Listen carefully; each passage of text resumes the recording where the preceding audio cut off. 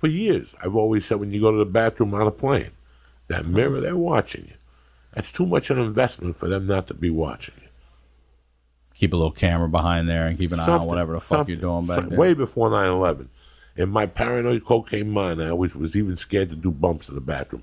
I would sit down and make believe I was taking a shit and then bend my head down and do 2 bumps of coke. And I wipe my ass and everything. Like if I didn't, I'd get up and show my dick. Never got caught? Never got caught. Never got caught. I have an aunt that she was on to, we used to think she was crazy, and now I think she was right. But she had, back in the home phone days, she would hear her phone click and gone. New number. Right away. New fucking number. And we would always be like, you're fucking crazy. And now I see that they admit they've been listening and everything else. I'm like, you were on to it early on. In the 80s. She'd be like, why don't you call me? I'm like, because I don't have your new fucking You changed 10 numbers this year. I knew when I was a kid, I read something once that different words activated different computers. Bomb, cocaine, the word 8-ball, different things. Like program it into this, and then when it hears it, it'll start picking. That's when it starts recording. It starts picking it up. Oh, shit. I know in the 80s and 70s, I know this for a fact, that if I tapped Ryan Sickler's phone,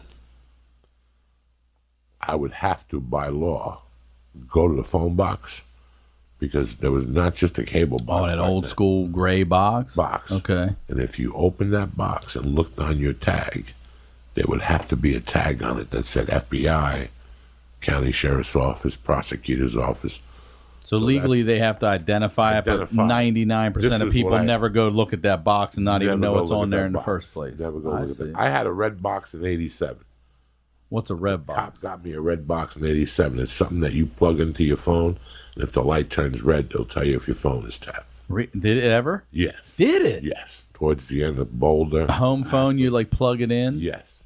And they're tapping you for what do you think? Do you know at that time? At that time, it was drugs. Right. I was involved in the drug ring. And they're just listening to see if they can gather as many people as they can and put them all together. Yeah.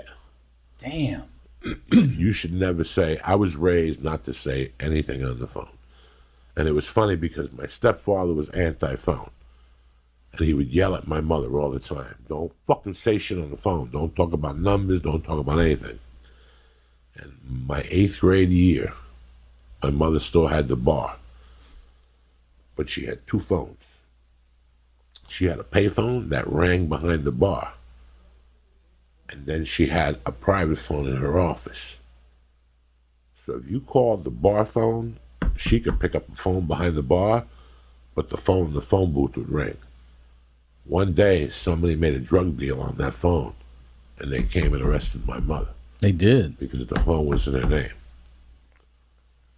Shit. She didn't go to prison. Right, she paid an attorney, blah, blah, blah. It still made her life hell. It made her life hell. Yeah. It was one of the things that started the beef within her and my stepfather, that they split up, because he told her for years, don't say shit on that phone. That's every fucking mafia movie you've ever seen. Don't talk on the phone. Don't say a fucking word. Keep it light. Everything was code. Even if you could avoid code. All you got to say is, Sickler, meet me at the coffee shop. Number 3. Have 3 of different 4 coffee shops. So you know what number 1 is, what number 2 is. Number 1 is the Starbucks on Lancashire. Number 2 is the Starbucks on Laurel Canyon. And like that, they can't catch it. After a while, they're going to catch on, but by that time, you're going to switch on them again. Number 2 is now Laurel Canyon, if they are listening. If it's 2 in the afternoon and you ain't high, go fuck yourself. Get out of my face. I want you around me like I want cancer in my ball sack. You know what I'm saying? You're going to come around here looking at me with your fucking wide eyes, thinking that, I'm gonna reform. Go fuck yourself. My morning starts at 5:30 a.m. Either you're there or you're square. You know what I'm saying?